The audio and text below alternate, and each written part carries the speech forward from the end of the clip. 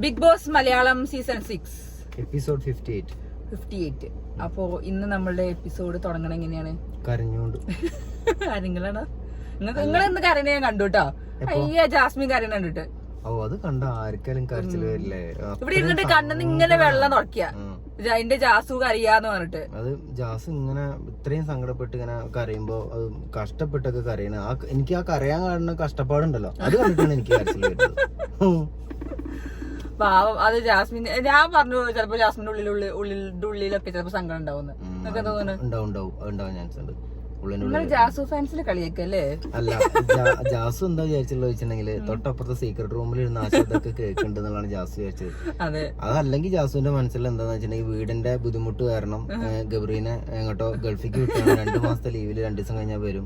ആ പ്രതീക്ഷയല്ല ഇരിക്കുന്നത്. അയ്യോ, ആ കരച്ചിലൊക്കെ കണ്ട് ശരിക്കും എന്തോ പറ്റിയ പോലെ. ഇത് പറയണൊന്നും വിചാരിക്കരുത്. ഏതോ മരിച്ചുപോയ ആൾക്കാരെ ഫോട്ടോയിലൊക്കെ നോക്കണ മാതിരി പാടില്ല. പക്ഷെ ഇവിടെ കാട്ടിക്കൂട്ടലൊക്കെ കണ്ടാ അങ്ങനെ തോന്നുന്നത്. എന്തായിരുന്നു കാലത്ത് എന്റെ ഓർമ്മകൾ ഉണ്ടായിരുന്ന ജയിലിന്റെ അവിടെ പോയി ഇങ്ങനെ തഴുകി ഇങ്ങനെ ജയിലിനെ ഇങ്ങനെ തഴുകുക, എന്തൊക്കെയാണ് ഈ പറയണത്? നമുക്ക് തെറ്റായി പോയതല്ലേ എന്നൊരു സംശയം കേൾക്കുമ്പോ തോന്നുന്നത്. ഫോട്ടോ ഇനിയിപ്പോ ആരാ എനിക്കുള്ളത്, ഇനിയിപ്പോ ഞാൻ കഷ്ടപ്പെട്ട് നമ്മളെ കുടുംബം നോക്കും എന്നൊക്കെ പറഞ്ഞു. എന്നിട്ട് ഇങ്ങനെ അതെ, തൊട്ടടുത്തുള്ള കുട്ടീനൊക്കെ ഇനി നിങ്ങളെ വിദ്യാഭ്യാസം, നിങ്ങളെ വളരുക, നിങ്ങളെ കല്യാണം, ഇതൊക്കെ ഉള്ളൂ ഈ ഒരു അമ്മക്ക്.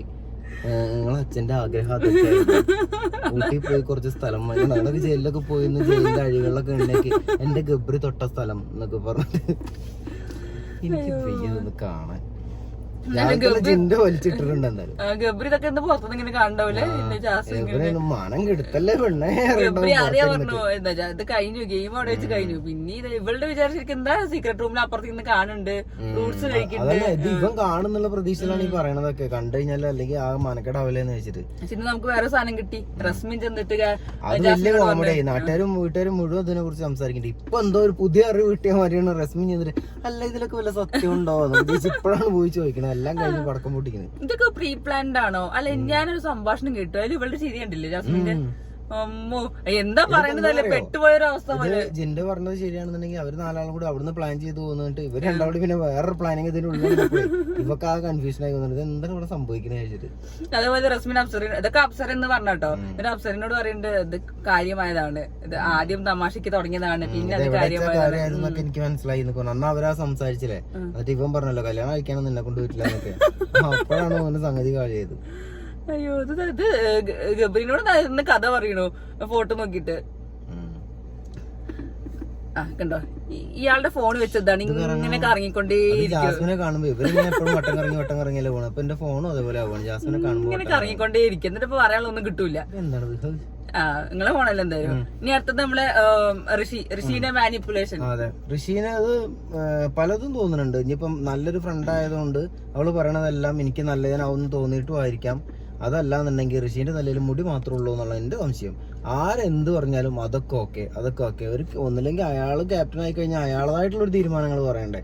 എന്തൊക്കെയാണ് സ്ക്രൂ ചെയ്ത് കയറ്റുന്നത് അതിനനുസരിച്ചാണ് സംസാരം. അത് നമുക്ക് അന്ന് മനസ്സിലായതാണ്. അന്ന് ആ കരച്ചിൽ ഇമോഷണൽ ഒരു സംസാരം കണ്ടപ്പോ തന്നെ ജാസ്മിനോട് ഇതിപ്പോ അൻസിബ പറഞ്ഞു, അതിനനുസരിച്ചിട്ടാണ് ഋഷി കളിക്കുന്നത്. ഇതിപ്പോ അതാണ് ഇതിനും നല്ലത് അൻസിബനെ ക്യാപ്റ്റൻ ആക്കണ്ടായിരുന്നു. അൻസിബ ഇരുന്ന് ഫുൾ പ്ലാൻ ചെയ്യണോ, അതിനനുസരിച്ച് ഇങ്ങനെ ഒരു ക്യാപ്റ്റൻ എന്നുള്ള ഒരാൾ ഇങ്ങനെ മുന്നോട്ട് പോകണം. പക്ഷെ അത് അൻസിബന്റെ ബുദ്ധിയല്ലേ ശരിക്കും, ഒരാളെ മുന്നിൽ വെച്ചിട്ട് കളിക്കുക. ഋഷി അല്ല, മേ ബി ഫ്രണ്ട്ഷിപ്പ് ഉണ്ടാവാം, പക്ഷെ അൻസിബന്റെ കളിയും കൂടി ഋഷിന്റെ അവരെ ഫ്രണ്ട്ഷിപ്പും എല്ലാം കൂടിയാണ്. കാരണം അൻസിബ എത്ര സ്വാതന്ത്ര്യം എടുത്ത് ചെയ്യുന്നത് ഋഷി ആയതുകൊണ്ടായിരിക്കും.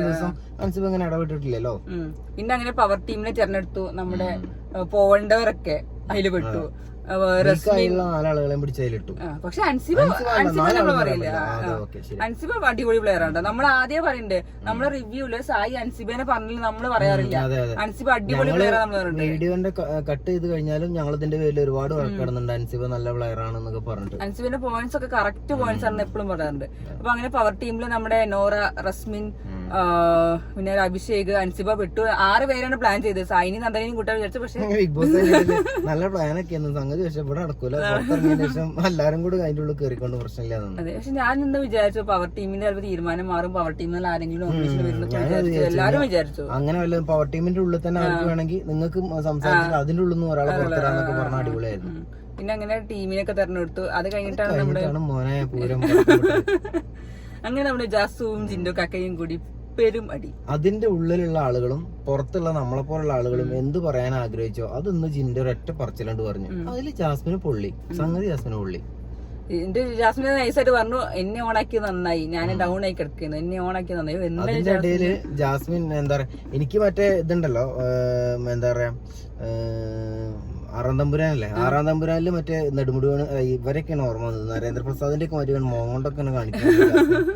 എന്നിട്ട് അറിയാതെ അതിന്റെ ഇടയിൽ കൂടി പറഞ്ഞു എന്താ പറയാ, പുറത്ത് പോയാലും എനിക്ക് സന്തോഷം, പോയില്ലെങ്കിലും സന്തോഷം. പിന്നെയാണ് കയ്യിൽ നിന്ന് പോയത് ഓർമ്മ വന്നത്. അല്ല അതൊക്കെ എന്റെ കഴിവ്, പോയത് എന്റെ കഴിവ്.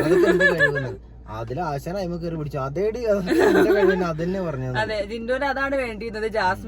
ജാസ്മിന് സങ്കടമില്ല എന്ന് ആൾക്കാരെ കാണിക്കാൻ വേണ്ടിയുള്ള അത് പുറത്തേക്ക് ഇട്ടത് തന്നെയാണ് ജിൻഡോ ശരിക്കും ചെയ്തത്. ഭയങ്കര നാടകം കളിക്കുമ്പോ നമ്മള് കാണുന്ന നമുക്ക് തന്നെ മനസ്സിലാവുന്നുണ്ട് എന്തോ ഒരു വല്ലാത്ത അവസ്ഥയിൽ ഗബ്രി കിടക്കണ പോലെ. ആ മനുഷ്യൻ ഗെയിമും കഴിഞ്ഞ് അയാളെ വീട്ടിൽ പോയി, എന്നിട്ട് പിന്നെ അയാളെ വെച്ചിട്ടുള്ള നാടകം കളിയാണ്. അയാളെ വെച്ച് അയാളെ കൂടെ വോട്ട് പിടിക്കാനുള്ള പരിപാടിയാണ് ആശാത്തി നോക്കുന്നത്. അത് ആർക്കും മനസ്സിലാവില്ല എന്നാണ് മുപ്പത്തി വിചാരിക്കുന്നത്. എന്താണെങ്കിൽ ആ പരിപാടി ജിൻഡോ അങ്ങോട്ട് പൊളിച്ച് കൈ കൊടുത്തപ്പോ അത് പൊളിഞ്ഞല്ലോ, നാട്ടുകാർ അറിഞ്ഞല്ലോ എന്നുള്ളതിന്റെ ഒരു പ്രശ്നമാണ് പിന്നെ റസ്മിനും കൂടി പറഞ്ഞു രാവിലെ, അതും കൂടി പറഞ്ഞപ്പോ ആകെ സംഗതി ഏകദേശം ഒക്കെ കള്ളി പൊളിച്ചത്തായി എന്നുള്ള ഒരു പ്രശ്നമൊക്കെയാണ് ജാസ്മിന്. പിന്നെയാണ് നമ്മുടെ നോമിനേഷൻ വന്നത്. അതില് പവർ ടീം തെരഞ്ഞെടുത്തത് ശരണ്യനെയാണ്. അത് ഒബ്വിയസ്ലി അത് അൻസിബന്റെ ബുദ്ധിയാവും എന്തായാലും. അതില് പപ്പറ്റാണ് മറ്റേ ഋഷി. അൻസിബ എന്ത് പറയുന്നു അതുപോലെ അനുസരിക്കുന്ന ആള്. പിന്നെ ബാക്കിയുള്ള എല്ലാവരും തീരുമാനത്തിലെ പ്രകാരം അങ്ങനെ സായി കുറ്റവിമുക്തനായി ഇപ്രാവശ്യം. സായി നമ്മൾ അർജുനും പിന്നെ ഇതും പിന്നെ ഒരാള് അപ്സരല്ല, അല്ല ഒരാളും കൂടി ഉണ്ട്. അയ്യോ സായിയും അല്ലേ, 3 പേര്. ഞാൻ എന്റെ ഒരു സായിയും എനിക്കറിയില്ല കേട്ടോ. സായിന്റെ ഇവിടെ അപ്സരല്ല, സായി അർജുനും മാത്രമേ ഉള്ളൂ.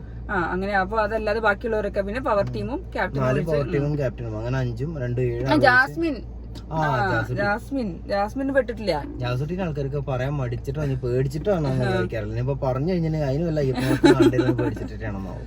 ഓക്കെ, അങ്ങനെ 3 പേരും രക്ഷപ്പെട്ടു. Plus power team plus captain ബാക്കിയുള്ളവർ. അപ്പൊ നമുക്ക് ഊഹിക്കാം ഇനി മിക്കവാറും ശ്രീരേഖയോ ശരണ്യൊക്കെ പോകുന്നുണ്ടാവും. ഡബിൾ എവിക്ഷൻ ആണെങ്കിൽ അവരാവും. അങ്ങനെ കുറച്ച് വർത്തമാനങ്ങളൊക്കെ ഉണ്ടായി. പിന്നെ നമ്മുടെ അതിലൊരു സ്പെഷ്യൽ ഒരു സാധനം കാണിക്കണ്ടായിരുന്നു. മറ്റേ ഇവരെ പവർ റൂമിന്റെ ഉള്ളിൽ ഇരുന്നിട്ട് ഇവര് സംസാരിക്കുന്ന അപ്പുറത്ത് ശ്രീരേഖ കേൾക്കണത്.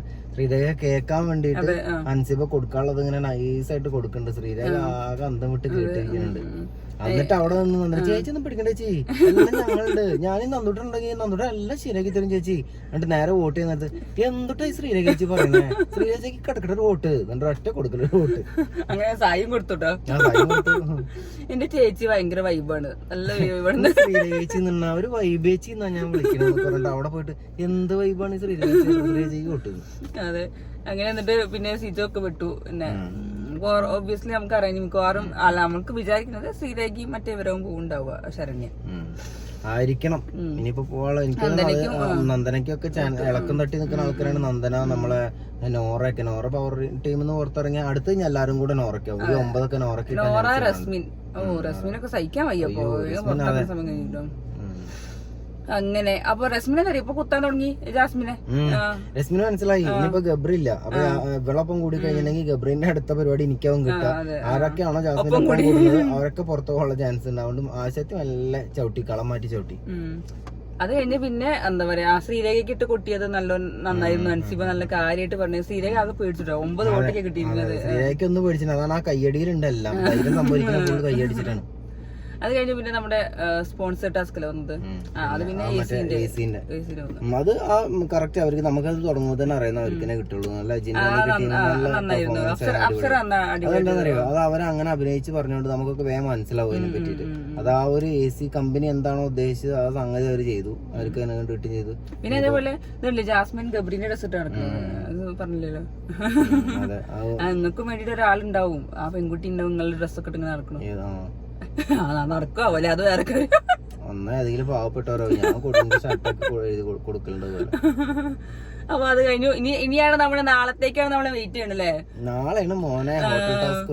ഇന്നിപ്പം ഇവരതിന്റെ ഉള്ളിൽ ആർക്കൊക്കെ എന്തൊക്കെ കൊടുക്കണം എന്നുള്ളത് സംസാരിക്കും. അതെ അതെ, അത് നമുക്ക് ഇപ്പൊ രാത്രി ലൈവില് കാണാൻ. എനിക്ക് തോന്നുന്നു മിക്കവാറും ജാസ്മിന്റെ കുറച്ച് പൊട്ടിത്തെറികളൊക്കെ ഉണ്ടാവും.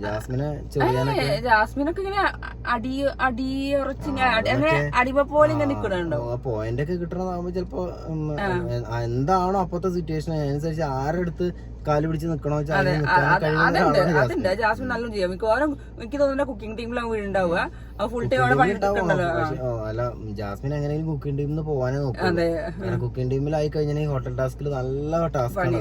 ഫുൾ ടൈം അതിൽ ഫുഡ് കാര്യങ്ങള്, പ്രത്യേകിച്ച് കേൾക്കണത് നമ്മളെ സാബു ചേട്ടനൊക്കെ സാബുമോനാണ് അതൊക്കെയാണ് കേറണെന്ന് വെച്ചാൽ അയാള് പണി എടുപ്പിച്ച് ഡും ഡും ഡും ആക്കി കൈ കൊടുക്കുന്ന ഉറപ്പാണ്. അപ്പൊ കുറെ പേര് പേരേക്കുണ്ട്. സാബുമോന്റെ പേരേക്കുണ്ട്, രഞ്ജിനി ഹരിദാസ് ഉണ്ട്, പിന്നെ റിനോഷ് കേൾക്കുന്നുണ്ട്, പിന്നെ ദിൽഷ ഉണ്ട്, ഇതൊക്കെ കേൾക്കുന്നുണ്ട്. പക്ഷെ അടിപൊളി സാബുമോനോ ദിൽഷയ്ക്ക് എന്താ വെച്ചാൽ ദിൽഷയ്ക്ക് സ്വന്തമായിട്ട് കളിക്കാൻ വയ്ക്കുന്നല്ല എനിക്ക് തോന്നുന്നില്ല. ഒരാളെ ഹേർട്ട് ചെയ്തൊന്നും ദിൽഷയ്ക്ക്, അല്ലെങ്കിൽ ഒരാളെങ്ങനെ ഇതാക്കാനും ദിൽഷയ്ക്ക് വയ്ക്കുന്നത്. പിന്നെ വേറെ കാര്യമുണ്ട്, ഇവര് ഗസ്റ്റ് ആണ്, ചലഞ്ചേഴ്സും അല്ല, ഗസ്റ്റ് ആണെന്നാണല്ലോ പറയണത്. ചലഞ്ചേഴ്സ് ആകുമ്പോഴേ അവര് ചലഞ്ച് ചെയ്യുള്ളൂ. ഗസ്റ്റ് ആകുമ്പോ അങ്ങനെ ചൊറിയാനൊന്നും പോവില്ല.